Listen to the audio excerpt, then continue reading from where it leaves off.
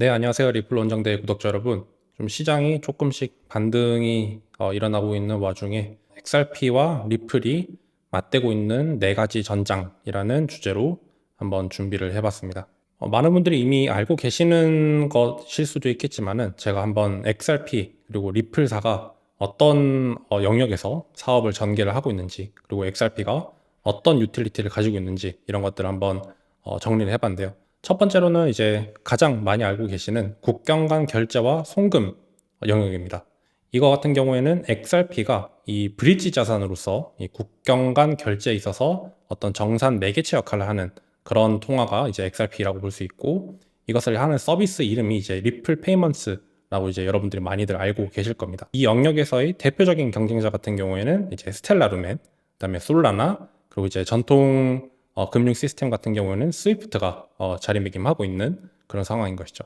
그다음에 두 번째로는 스테이블 코인 영역입니다. 스테이블 코인도 리플이 이제 최근에 RLUSD를 발행을 하면서 이제 규제 친화적인 달러 스테이블 코인을 발행을 해서 여러 가지 기관들과 이제 여러 가지 비즈니스를 할 수 있는 그런 환경을 조성을 하고 있는 것이죠. 그래서 이 대표적인 경쟁자도 USDT, 테더, 그다음에 USDC, 그다음에 PYUSD, 굉장히 여러 종류의 스테이블 코인들이 이제 각기각층에서 지금 고군분투하고 있는 그런 상황입니다. 세 번째로는 가장 핫한 곳이죠. 이 RWA, 이 토큰화와 기관 자산의 영역인데요. 이 같은 경우에는 앞선 시간에 다뤘던 내용처럼 어떤 채권, 펀드, 국채 이런 것들처럼 실물 자산을 온체인화 시켜서 이 온체인 메인넷상에서 이런 자산들을 토큰화를 시키는 그런 영역이라고 볼 수 있습니다. 대표적인 경쟁자로는 요즘 많은 분들이 알고 계시는 캔톤이 이제 이 대표적인 경쟁자라고 볼 수 있고, 이더리움이나 헤데라도 마찬가지로 이 RWA 시장에서 굉장히 선전하고 있는 모습을 보여주고 있습니다. 마지막으로는 기관 금융 인프라인데요. 이 기관 금융 인프라에서는 리플이 이제 최근에 여러 가지 회사들을 구매를 하게 되면서 리플 프라임이라는 그런 솔루션을 만들게 되는데, 이 리플 프라임을 통해서 뭐 프라임 브로커리지라든지 아니면은 청산 시스템, 그 다음에 커스터디 이런 다양한 솔루션들을 기관 금융에 이제 제공하고 있다라고 보시면 될 것 같고, 대표적인 경쟁자로는 코인베이스 프라임이 있을 것 같고, 그 다음에 여러 체인들을 연결하는 그런 인프라 레이어인 엑셀라, 그 다음에 이제 CCIP를 기점으로 이제 CCIP를 기반으로 또 이제 엑셀라와 비슷한 그런 영역을 다루고 있는 체인링크도 대표적인 경쟁자라고 볼 수 있을 것 같습니다. 먼저 스텔라 루멘을 한번 살펴볼 텐데요. 스텔라 루멘은 많은 분들이 알고 계시다시피 XRP 쌍둥이 코인이라고 불리고 있습니다. 하지만 그 가고 있는 길은 완전히 정반대의 길을 가고 있는데요. 공통점을 먼저 살펴보면은 일단 출신이 같습니다. 리플과 스텔라 모두 이 제드 맥케일럽이라는 사람이 이제 공동 창업자 중 한 명으로 알려져 있고, 이 두 코인 다 국경 간 결제를 목표로 하는 그런 코인입니다. 스텔라 같은 경우에는 이 제드 맥케일럽이 리플을 나와서 만든 이 같은 엔진으로 만든 코인이다 보니까 뭐 자매 프로젝트, 형제 프로젝트 이렇게 많이들 불리우고 있는 상황이죠. 그래서 이 메인넷 기반으로 이제 XRP, XLM 모두 이제 통화간 브릿지 자산이자 네트워크 수수료로 사용된다는 점에서 같은 역할을 하고 있다고 보시면 될 것 같고, 성능도 같은 엔진을 공유를 하고 있다 보니까 굉장히 유사한 성능을 가지고 있습니다. 3에서 5초 정도의 정산 텀을 가지고 있고, 수수료도 거의 없다시피 한 그런 성능을 가지고 있죠. 그리고 두 메인넷 다 채굴이 없는 자체 합의 알고리즘을 사용을 하다 보니까 비트코인이나 이더리움과는 다르게 이제 채굴을 할 수 없고, 풀려 있는 공급량과 이제 유통량을 통해서 사람들이, 그리고 둘 다 이제 채굴이 없는 자체 합의 알고리즘을 사용을 하고 있습니다. 그리고 확장 경로도 굉장히 비슷한데요. 최근 들어서 둘 다 스테이블 코인, 리플 같은 경우에는 RLUSD, 스텔라 같은 경우에는 USDC와 MGUSD를 품고 RWA와 기관 자산으로 그 영역을 계속해서 넓히는 중인 것이죠. 그렇다 보니까 같은 링 위에서 싸우고 있다라고 해도 무방한데요. 2026년에 스위프트가 차세대 결제 솔루션으로서 XRP와 스텔라를 나란히 평가를 하기도 했습니다. 그리고 이제 XLM 같은 경우에도 SEC에서 이제 3월에 디지털 상품으로 분류가 된다라는 그런 보고서를 발간을 하게 되면서 굉장히 많은 관심을 받고 있는 상태입니다. 공통점을 살펴봤으니까 한번 차이점도 살펴볼 텐데요. XRP와 리플사 같은 경우에는 운영 주체가 이제 영리 기업이죠. 이 영리 기업인 반면에 스텔라 같은 경우에는 이 비영리 재단으로 활동을 하고 있습니다. 그러다 보니까 핵심 고객층도 굉장히 다른 모습을 보여주고 있는데, 리플, 그다음에 XRP를 활용하는 그런 핵심 고객층들은 은행, 금융기관 이런 탑다운 방식을 채택을 하고 있고요.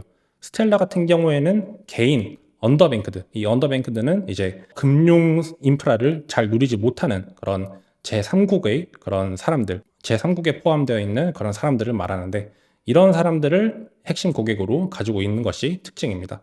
지향점도 결국에는 리플사는 XRP를 활용해서 기관용 유동성 솔루션을 판매하는 반면에, 스텔라 같은 경우에는 개발도상국의 국민들을 대상으로 어떤 포용적인 금융 서비스를 제공하는 것이 이 스텔라의 지향점이라고 볼 수 있는 것이죠. 그래서 이 XRP와 리플사는 결국에는 디지털 기관 중심의 어떤 레일을 구축한다, 이렇게 보시면 될 것 같고, 스텔라 같은 경우에는 최근에 이제 머니그램과 파트너십을 해서 이 170개국의 47만 5천 오프라인 지점 기반으로 해서 이 엑셀램을 쓸 수 있는 그런 여러 가지 오프라인 지점들을 확보를 하고 있는 그런 전략을 펼치고 있는 것입니다. 이 솔라나 같은 경우에도 굉장히 대표적인 그런 결제 솔루션의 메인넷으로 볼 수가 있는데요. 이 솔라나 같은 경우에는 XRP와 XLM과는 다르게 조금 다른 전략을 취하고 있습니다. XRP와 XLM 같은 경우에는 브릿지 코인으로서 작동을 하는 반면에, 이 솔라나 같은 경우에는 이 결제 고속도로 전략을 취하고 있는 것이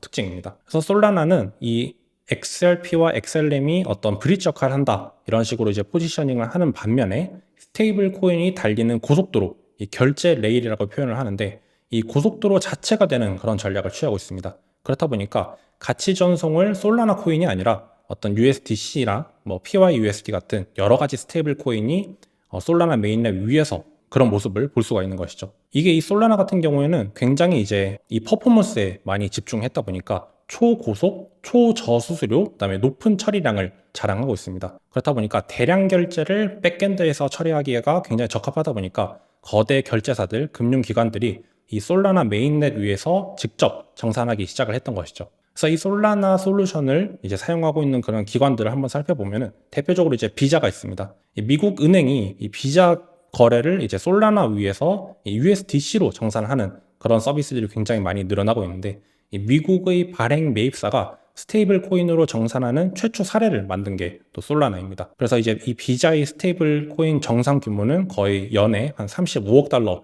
이상으로 이제 추산이 되고 있는 그런 상태죠. 비자 말고 마스터카드도 비슷하게 이제 솔라나를 사용을 하고 있습니다.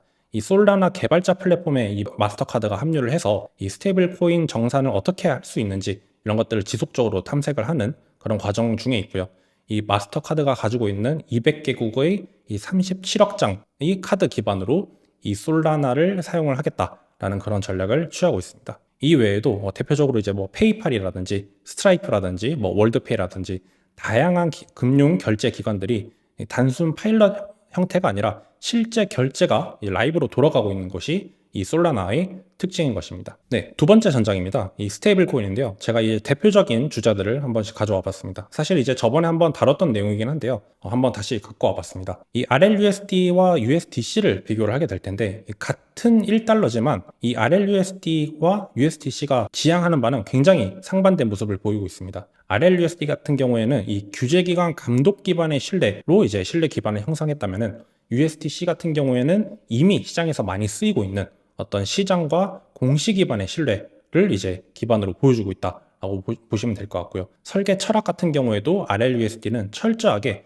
발행 시점부터 법률과 제도에 기반한 어떤 안정성을 설계를 한 반면에, USDC 같은 경우는 일단 상장해 놓고 시장에서 많이 쓰이는 모습을 보면서 시장에서 확장을 하고, 생태계에서 자율적으로 주도적으로 이 USDC를 채택을 해서 USDC를 많이들 사용하게끔 그렇게 설계가 되어 있다고 보시면 될 것 같아요. 성장 전략 같은 경우에도 RLUSD는 리플사가 주도해서 이 B2B 글로벌 결제망에 집중하고 있는 반면에, USDC 같은 경우에는 이 글로벌 결제망 기관에서 사용하는 그런 결제망보다는 DeFi라든지 아니면 웹3 생태계에서 좀 더 많이 확장을 하고 있는 그런 모습을 보여주고 있습니다. 리스크 같은 경우에도 이 RLUSD는 애초에 이제 기관을 대상으로 이제 납품하는 그런 스테이블 코인이다 보니까 DeFi 변동성과 의도적으로 분리를 해놓은 반면에, 이 USDC 같은 경우에는 DeFi 프로토콜과 이제 구조적으로 연동이 되어 있다 보니까 DeFi가 흔들리게 되면은 USDC도 어느 정도 흔들릴 수밖에 없는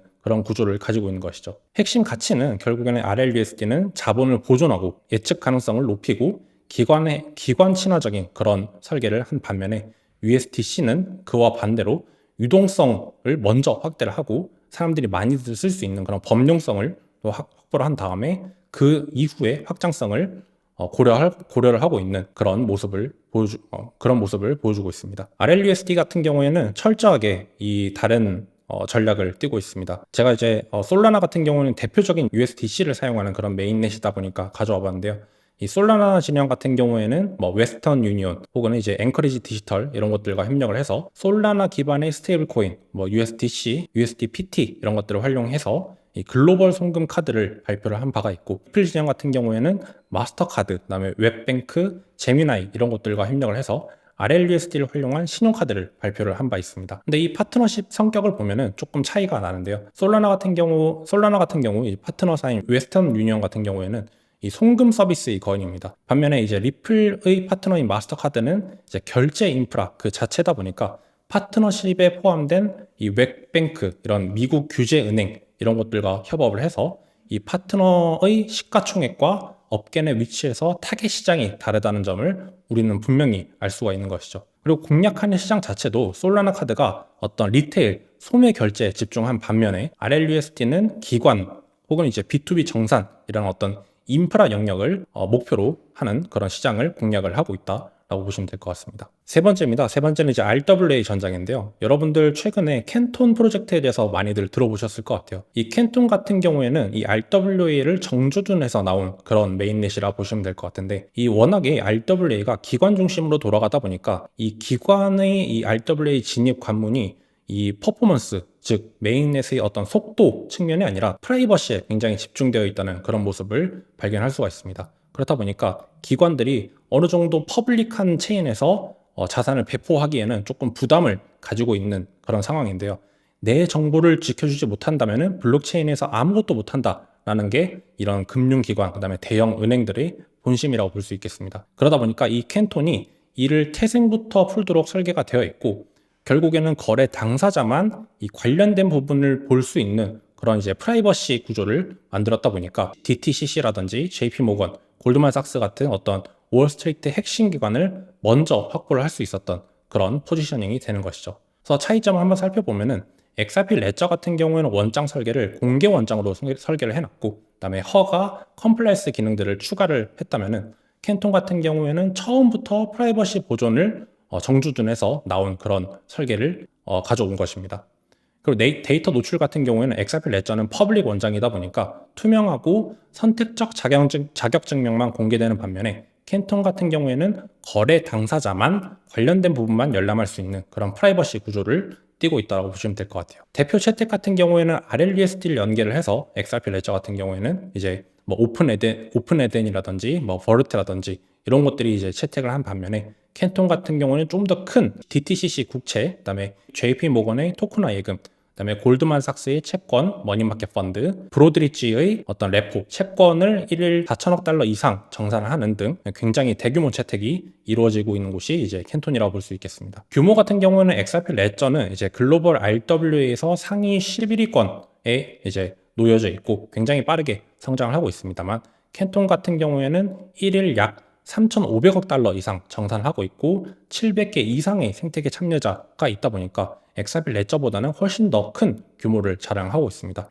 XRP 레저 같은 경우에는 저비용, 그다음에 결제 통합, 무중단 이런 것들을 무기로 삼은 반면에 캔톤 같은 경우에는 기관 프라이버시, 그다음에 이미 여러 기관들이 대규모로 참여하고 있다는 그런 강점을 가지고 이 RWA 시장을 정주둔하고 있는 것이죠. 제가 rwa.xyz라는 곳에서 이제 데이터를 한번 가져와 봤는데, 제가 이제 두 개의 데이터 테이블을 가져와 봤습니다. 하나는 이제 이미 이 메인넷에서 거래되고 유통되고 있는 자산 기준인 반면에, 이제 아래에 있는 표는 기관이 장부에 기록한 자산까지 모두 포함한 그런 테이블이라고 보시면 될 것 같아요. 그래서 위쪽 테이블 같은 경우에는 이더리움이 1등에 진입해 있는 반면에 이제 모든 기관이 장부에 기록한 자산까지 포함한 데이터에 따르면은 캔톤이 압도적인 1위를 달리고 있는 모습을 볼 수가 있습니다. 그래서 진짜 거래되는 시장에서는 이더리움이 1등, 즉 다시 말하면 지갑에서 사고 팔 수 있는 어떤 진짜 토큰화 시장에서는 이더리움이 점유율 52%대로 이제 압도적인 1위를 하고 있고, XRP 레저는 이 기준에 따르면 한 10위 그치는 그런 모습을 보여주고 있습니다. 그래서 아직 유통시장에서의 존재감은 XRP 레저는 조금 작다라고 보시면 될 것 같아요. 하지만 이 기관의 장부 기록을 더하게 되면은 완전히 이제 판이 뒤집히는 모습을 볼 수가 있습니다. 기관이 이제 비공개로 기록만 하는 자산을 합치는 순간 이제 캔톤이 3,140억 달러로 이제 단숨에 1위로 치솟고 이더리움은 3위로 밀리는 모습을 볼 수가 있어요. 그래서 캔톤의 숫자는 단순히 이제 거래량이 아니라 원장에 올린 규모라는 점이 핵심이라는 것을 우리가 알 수가 있습니다. XRP 레저는 결국에는 유통대에서는 10위권을 기록을 하고 있지만은 기관 기록까지 포함하면 4위로 이제 뛰게 되는데요.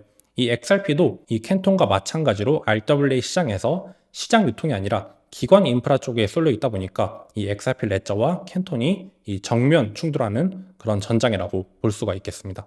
마지막 전장은 이 기관 인프라 솔루션인데요. 여러분들이 최근에 많이 들으셨겠지만은 체인링크가 CCIP를 앞세워서 스위프트를 대체하겠다라는 비전을 보여주고 있습니다. 이 CCIP는 어떻게 스위프트를 대체하겠다라는 그런 비전을 갖게 되었냐면요. 이 스위프트는 기존에 은행 A에서 은행 B로 어떤 정산을 국제 송금을 하게 되는 데 있어서 메시지만 전달하고 수일 이후에 은행끼리 이제 정산하는 그런 방식입니다. 반면에 이 체인링크의 CCIP를 도입을 하게 되면은 메시지뿐만 아니라 토큰화 가치를 직접 이동하다 보니까 이 체인링크에 연결되어 있는 70개 이상의 체인에 연결이 되어 있는 이런 다양한 자산들이 은행 A에서 B로 자산이 옮겨갈 때 즉시 정산될 수 있는 그런 구조를 띠고 있는 것이죠. 스위프트 같은 경우는 이미 이제 11,500개 은행에 통합이 되어 있고 월 180억 달러 이상의 크로스체인 이전을 하고 있는 게 이 CCIP입니다. 그리고 이제 70개 이상의 체인이 연결되어 있는 그런 모습인 것이죠. XRP 레저랑 체인링크 CCIP를 한번 비교를 해보면은 본질은 XRP 레저, 그다음에 XRP는 정산이 일어나는 원장, 그리고 그 원장의 유동성을 공급하는 그런 가치 코인이라고 볼 수 있을 것 같습니다. 반면에 체인링크의 CCIP 같은 경우에는 원장을 잇는 연결층을 만들고 있는 게 이 CCIP의 역할인 것이죠. 전략 같은 경우에는 XRP 레저는 수직 통합, 이 망을 직접 소유를 하겠다라는 그런 전략인 반면에 체인링크는 이제 수평 미들웨어, 이 모든 망들을 연결하는 어떤 중립적인 미들웨어 역할을 하겠다라는 게 이 CCIP 전략이라고 볼 수 있겠습니다. 가치 이동은 당연히 이제 XRP 같은 경우에는 XRP 레저 위에서 정산이 되는 반면에 체인링크는 한 체인에 머무는 것이 아니라 70개 이상 체인 위에서 라우팅이 되는 그런 형식을 취하고 있는 것이죠. 그래서 전통 기관과의 접점 같은 경우에는 XRP 레저는 스위프트 연결 결제망인 반면에 체인링크는 이미 이제 스위프트에 통합된 여러 은행들에게 납품이 되고 있는 그런 솔루션이라고 보시면 될 것 같습니다. 만약에 비유를 하게 된다면은 XRP 레저, 그 다음에 XRP는 도로와 목적지를 다 소유를 하겠다라고 이제 비유를 하는 반면에 체인링크의 CCIP는 그 도로를 잇는 TCP/IP, 이 통신 네트워크를 자처하는 게 이 CCIP의 어떤 포지셔닝이라고 볼 수가 있는 것이죠. 당연히 이제 가치 귀속 같은 경우에는 XRP 레저는 XRP를 통해서 그 유동성을 공급을 하는 반면에 체인링크는 자체의 코인인 링크 코인을 통해서 이 가치 이전과 가치 귀속을 하는 게 특징입니다. 네, 이렇게 오늘은 XRP와 리플사가 맞대고 있는 네 가지 전장에 대해서 한번 다뤄봤는데요. 워낙에 잘 알려져 있는 그런 이제 경쟁사, 경쟁 토큰들이다 보니까 많은 분들이 이제 인지를 하고 계시겠지만 제가 한번 다시 이제 영역을 나눠서 이 각각의 영역에서 어떠한 경쟁자들이 있는지, 그다음에 어떻게 싸우고 있는지 이런 것들을 한번 정리를 해봤습니다. 오늘 준비한 내용 여기까지고요. 다음 시간에도 또 유익하고 재밌는 정보로 다시 찾아뵙도록 하겠습니다. 네, 그럼 오늘 여기까지 하겠습니다. 감사합니다.